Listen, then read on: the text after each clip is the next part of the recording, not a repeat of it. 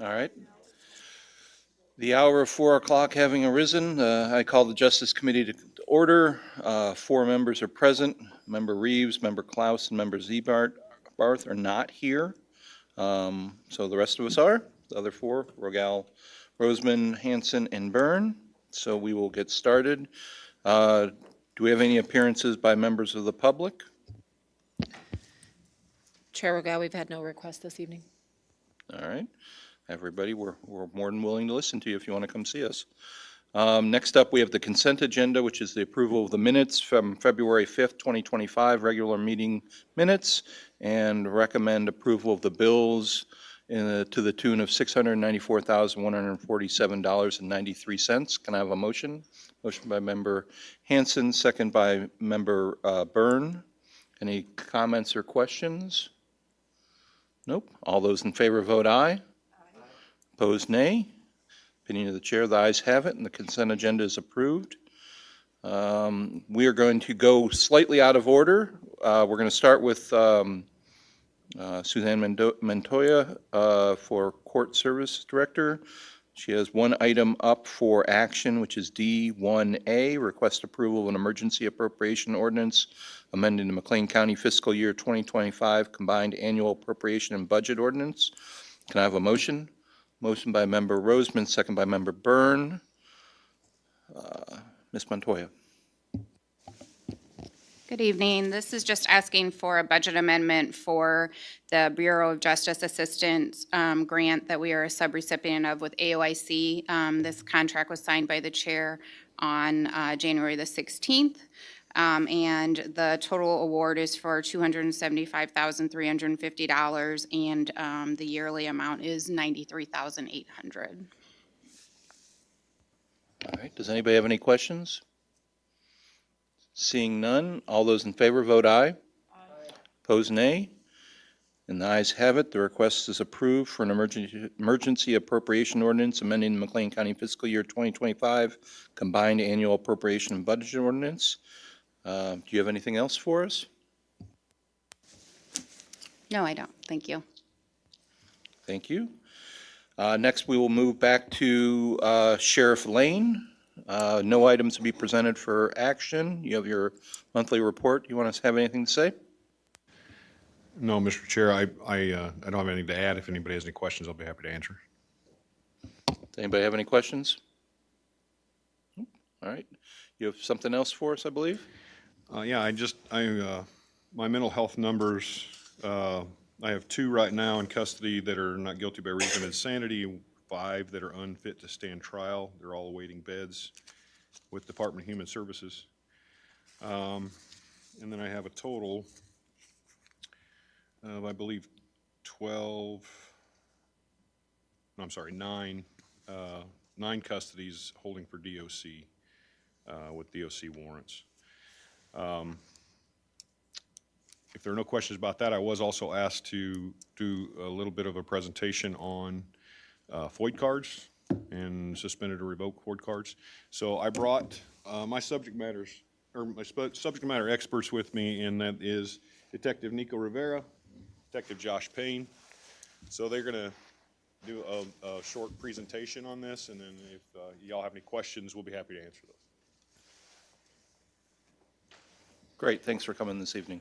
No, thank you for having us. So yeah, like Sheriff said, my name's Josh Payne, and that's Nico Rivera. He's handing out some literature. We'll kind of go over that briefly here, but yeah, we're happy to be here with y'all tonight, and appreciate the opportunity. So go over some of this stuff. So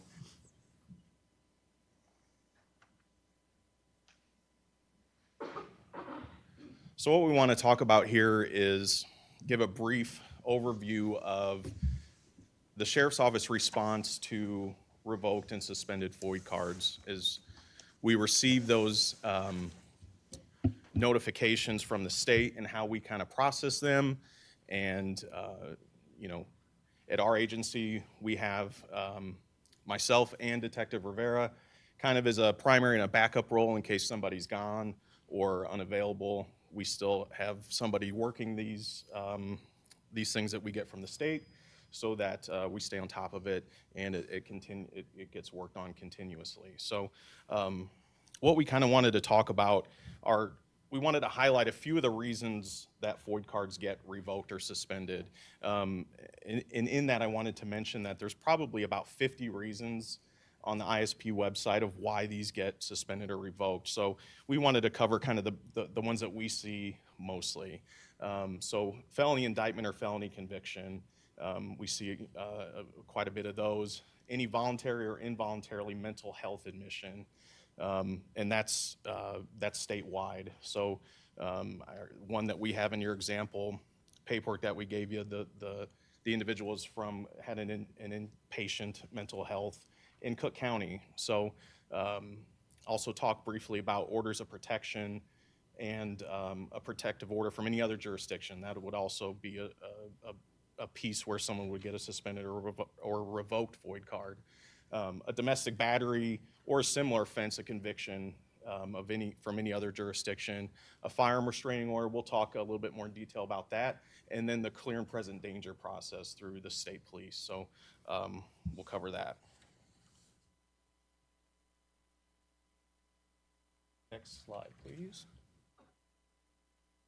Next slide. Oh, it is, okay. So like he talked before, one of the reasons firearm restraining order, just kind of a basic understanding of it. The purpose is to temporarily limit access to a person to firearms, ammo and gun parts,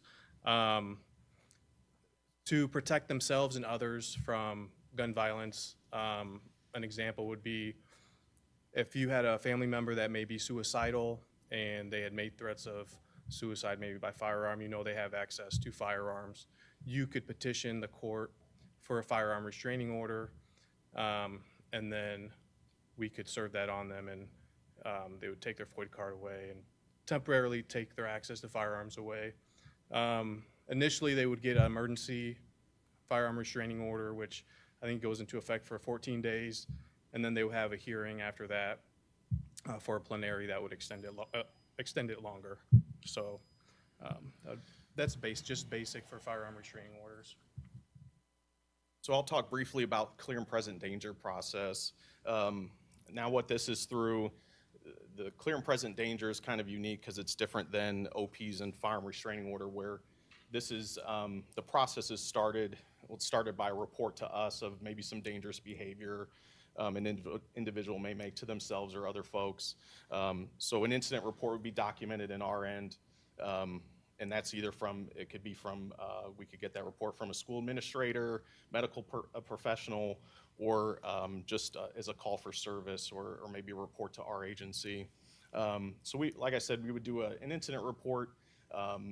That information will be uploaded to Illinois State Police. We have access to a specific firearms portal where we would report that to ISP, and someone at ISP would review that data and then get back to us with a disposition on, hey, we looked at this and this person, we're either going to suspend or revoke that person's FOID card.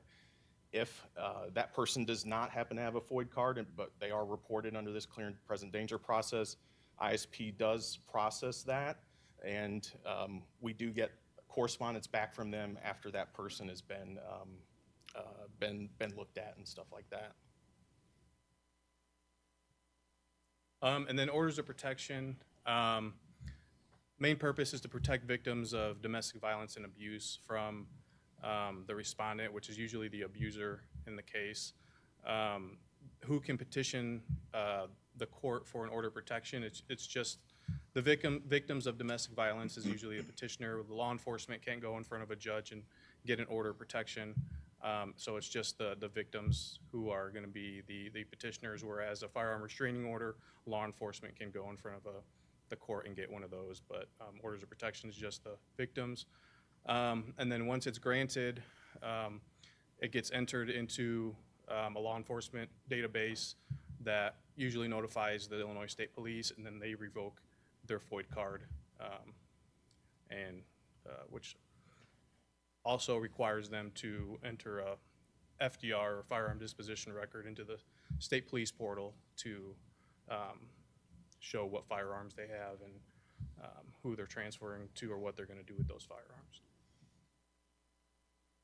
And so I'll talk a little bit about our procedure kind of from start to finish briefly of how this process starts. So our office receives written correspondence from Illinois State Police anytime somebody's FOID card is suspended or revoked.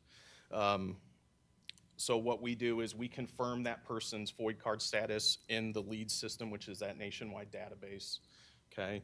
And if there's a firearm disposition record on file, and we'll talk about firearm disposition records here shortly, but a firearm disposition record is essentially a form, and it's in your packet that we gave, where a FOID card owner would list their firearms that they have, the serial numbers of those firearms, and who they have transferred those to. So we'll talk about that here briefly in a moment, but we basically are doing a check to make sure that the person did this voluntarily. If they don't, we're kind of just giving them a nudge to say, hey, make sure that you complete this form. You can bring it into any law enforcement agency, so we have to sign that form, and then law enforcement uploads that to Illinois State Police to let them know who has someone with a revoked or suspended FOID, make sure that they transfer those firearms to an appropriate person. When someone brings that in, we check to make sure that those firearms aren't stolen, that they're not used in another jurisdiction in a crime. We also make sure that the FOID card status of the person they're transferring them to is valid and that they're not under some type of suspension or revocation as well. Yeah, that's basically how that goes on that process-wise. So Detective Rivera will talk about the revocation letter. So this is just a copy of the revocation letter that's in your packet. Basically, this is what the recipient gets to be notified that their FOID is revoked. As you can see where it says "Dear," we've whited out the information, but that's where their information would go. It would show their name, their address. Sometimes people don't update their information when they move, so it's very possible that they may not have received the letter. So we contact them just to confirm that they did get it, and then we provide them a copy if they haven't. But then it shows the reason why they're revoked. Like in this instance, it shows for a voluntary health admission in Cook County. And then it goes into the requirements that they're required to do to take care of the revoked FOID card, surrender to their FOID card to the local law enforcement agency, complete that firearm disposition record, and then they turn it into us for us to upload into the Illinois State Police law enforcement portal. So I'll briefly just go over the firearm disposition record, and it's pretty self-explanatory. It's the identifying information of that individual, and it's asking for their make, model, serial number of those firearms, and then the name and the address of the person, and the FOID card number of the person that we're gonna transfer, or that they are transferring those firearms to. So that individual fills out that form. And like I said, we're double checking that to make sure that those firearms are good to go, that they're not stolen or used in another crime in another jurisdiction, and then making sure that that person who they're transferring them to, it has a valid FOID card and that they're all good to go. So they bring that into us, we verify that information, we sign it, and we upload that to the state police, and that completes that person's kind of process. So a lot of folks do this voluntarily. It's pretty rare that we have to actually go and gather this information from folks, which is good. But our agency and Sheriff Lane's committed to making sure that we're following through with this and making sure that folks are, complying with their revocations and their suspensions and doing what they need to do. That kind of covers what we were going to go over. If you all have any questions, we'd be happy to answer them. All right, I know we have a few members in the audience, but I'll start with members of the committee. Member Byrne? Hi, thank you, detectives, for coming in. It's most informative. Appreciate it. So when a FOID card is revoked, usually what is the next step after that? Is there room in the process to try and retrieve that firearm? So the way that that Illinois State Police has us do this process is collecting the firearm disposition record and making sure that that person has transferred those firearms to an individual that has a valid FOID card. That's the process that ISP has set up. our part of the process, we're kind of assisting them in a way and making sure that if folks aren't voluntarily doing it, that we're kind of giving them that little nudge to make sure that they are completing that process. So we're contacting them on the phone. We would go to their house and make sure that they've completed the firearm disposition record if they haven't, but that's what we're looking for is gathering that firearm disposition record. So the paperwork then, correct? That's correct. Okay, all right, thank you. No, thank you. Quick follow-up. So if you had, can you give an estimate just off the top of your head? Promise I won't hold you to it. So if a given FOID card is revoked, what percentage of, how often is that weapon not in that person's hand anymore if that FOID card is revoked? Either through voluntary means or encouragement? All I would be able to go off of is that somebody has completed the firearm disposition record. So it's, if they've completed that firearm disposition record and transferred that to an individual with a valid FOID card, I'd say the percentage is pretty high that most folks are in compliance with that. You know, I've never had any problem, and we've been working this system for many years. Generally, there are no problems with folks completing that form and making sure that they're transferring their firearms to an individual that has a valid FOID card. Okay, all right, thank you, appreciate it. Can I add? Yep. Member Byrne, that it depends. If it's a criminal case, there's two separate things here. If it's a criminal case, usually the firearm is taken as evidence, and it is not returned until there's a disposition in court and an order from a judge to return that firearm. That's normal procedure. Go ahead. Thanks, Sheriff. And it's standard for the firearm to, if it's a violation of their FOID card and their FOID card is going to be revoked, or it's they're convicted of a felony and for whatever reason there was a gun on them at the time, typically that firearm is forfeited, meaning it goes into the possession of whatever police agency seized it. And then they can go through a forfeiture process through the state so that they can decommission that firearm or sell it or whatever. Yeah. All right, Member Hanson? Thank you for this presentation. This is very educational. I have a question, and I'm not entirely sure who it's directed to, but it's most likely you, Sheriff.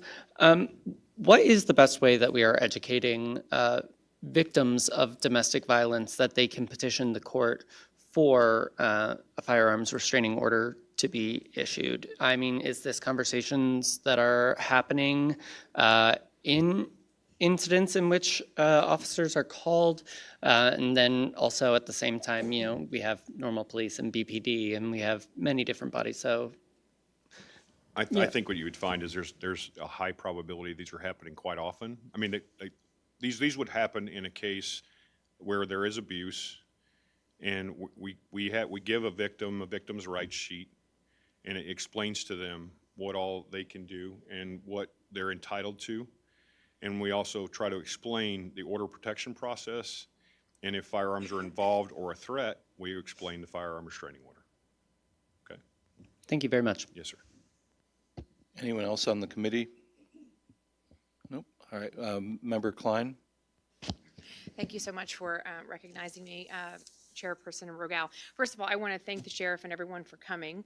As many of you know, a couple of weeks ago now, there was a horrible incident in Member Hanson and I's district, and we got a lot of questions from our constituents about the press release from the sheriff's office and the BPD and everyone saying that the individual who committed the crime had their FOID card revoked but still had a legally obtained weapon that he used in the commission of the crime. And I understand that's BPD's business, so you all weren't involved. But I asked the sheriff to kind of come and help us to understand how we can answer that question, is how is it the case that this individual had his FOID card revoked, but still yet had one of the weapons, at least, that he purchased with that FOID card. So I guess that's the question I would give to you in a kind of a direct way, is that I think I understand that the firearm disposition record is essentially on the honor system. That is, it doesn't come along with a search warrant for you to investigate, but you are taking the word of the individual that they have done one of these four things with that weapon or multiple weapons, and you do not have, for instance, a listing from the state of the number of weapons they have purchased with a FOID card in the state of Illinois, so you don't have that information provided to you, let alone to know what they may have inherited or purchased from other states, right? So you don't have an accounting of how many weapons an individual has, and the process that you are following from the state is that this is essentially on the honor. Is that correct? I'd say that's accurate, yeah, absolutely, yeah. Okay, so that's how this can happen. Okay. Or Right. it could be an illegally, it could also be an illegally obtained firearm. So there are, you could potentially commit a crime with a firearm, have that firearm seized, go out and replace it with one that you do not obtain legally. And so, and I don't know the facts about the case you're speaking of, but it's very common, I think, that they're illegally obtained or stolen. I guess we can get into that in another discussion, but there's a high probability, there's a lot of stolen weapons that we deal with. No, and I appreciate that. And I think what maybe the questions arose from some of my constituents was the fact that the weapon that was used was legally obtained, right? So they presume usually that it would be an illegally obtained weapon when it wasn't in this case, according to the press release. But anyways, I appreciate so much the chance just to sort of talk this through, because it wasn't a matter of a failure of law enforcement to retrieve the weapon. Rather, it's just the system is set up in such a way that complete revocation is a difficult thing to ensure. Thank you. Does anybody else have any questions? Member Fagan or Chair Johnston? No? Anybody else on the committee? Member Byrne? One quick follow-up. This is a very preliminary question, but obviously this is a major tragedy for our community, and we're re-examining everything that led up to this. And as Member Klein said, this is not something where we dropped the ball at all. This is something where, we followed the procedure, and it's there, and it's extensive. We have a lot of professionals working on us. That said, this is a tragedy that we want to prevent again. So do you have a quick take on any lessons learned or any steps that we can take in the future from your end and with the powers and the ability that you have to prevent something like this? At this point, the laws on the books and the procedures that the Illinois State Police have set up, we're following everything we can to make sure that the safety of everyone is involved is taken care of, that we can legally do. So I'm confident that we're doing what we can do, what we can legally go and get or ask for. If there's, a change in legislation, we will abide by that. But at this point, we're doing what we can. I understand. Thank you. Appreciate it. Anybody else? Member Klaus? So just kind of following up on those, we talked about you don't have the subpoena power, but if information came to light and there was a reasonable chance that you thought somebody was in possession of a gun, is there a process through, I guess, like the state's attorney that you get a search warrant to go try to yes. acquire those guns? Yes, there is. I mean, if there's a victim that then says, he gave you one, he has 6 more, and they're a witness to knowing that happened, they can come and basically provide an affidavit to that effect. We can go and try to get a search warrant from a judge and go in. And a lot of times they might know exactly where they're at.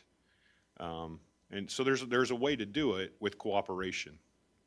And for the record, an order of protection has always had an option on it for as long as I can remember, for the victim or the petitioner of that order of protection to ask that firearms be relinquished to the police. And it's very rarely used. I don't know if the case is that they don't want to go that far with it, or if it's the case that they don't know that the person has them.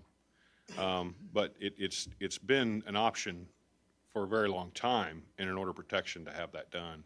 We've been to many houses and seized weapons that were included in an order of protection. So, yes, sir. Anybody else? Nope. All right. thank you all for coming, and for all that you've done for the community. Yeah, Thank thank you you. very much. Appreciate it.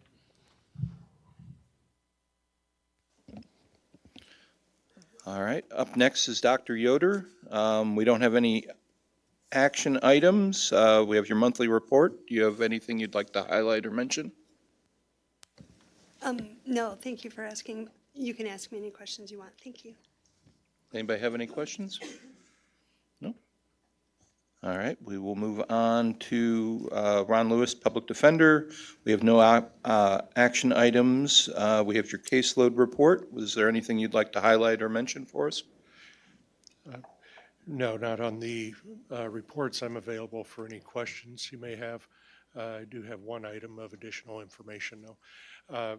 We have a remodel project that's underway at the Public Defender's Office, previously approved and well underway. We're coming along, coming across the need for a change order on some things that just nothing too out of the norm, just finding better ways to do things and place things, but need to assure the workers that we have the funds already to pay for them, and we may need a stand-up committee. Just working moments ago, even with Tony Grant here on what paperwork we're going to need. We have the funds already set aside and just need to get it transferred, so we may be just putting it on your radar because we may be back soon. Great, thanks. Does anybody have any questions? No? All right, thanks for coming. Let's see, next up, we have the Child Advocacy Center Director. Nope, all right. They have a action item. E1A, request approval of administrative salary adjustments. Do I have a motion? Motion by Member Burns, second by Member Hanson. Would you like to? All right. Certainly. Administrator Taylor? Thank you, Chair Rogel. Ms. Pagan Vega is at a Child First conference, which is why she's not here this evening. Her item for action is requesting approval of some changes to salaries that are grant funded.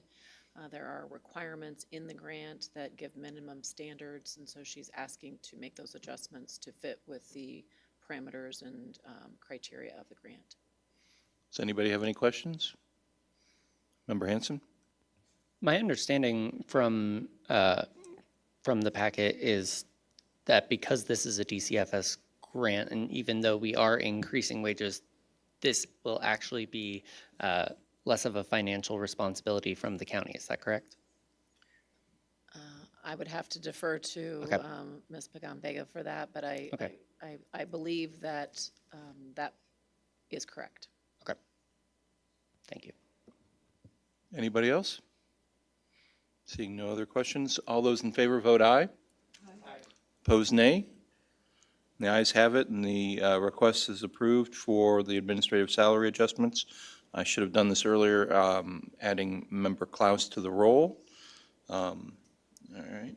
Next up, we have State's Attorney Eric Reynolds. We have one item for action, request approval of an administrative office of the Illinois Courts Standard Vendor Agreement for Goods and Services. Do I have a motion? Motion by Member Roseman, second by Member Hanson. Madam State's Attorney?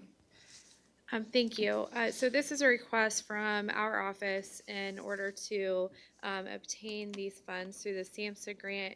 Basically, this is to address an issue that we have ongoing in this community where not only is my office responsible for criminal prosecutions, but then also civil commitments. So individuals who have been deemed to be unable to function in society because of a mental health issue, they are admitted into the hospital. The hospital wants to keep them there for mental health reasons. We come in and there is a hearing, a civil commitment hearing, asking that they be committed until their issues can be addressed. Oftentimes what is happening is the individuals coming into the hospital, they are being medicated and then immediately released into the community, and it's a revolving door.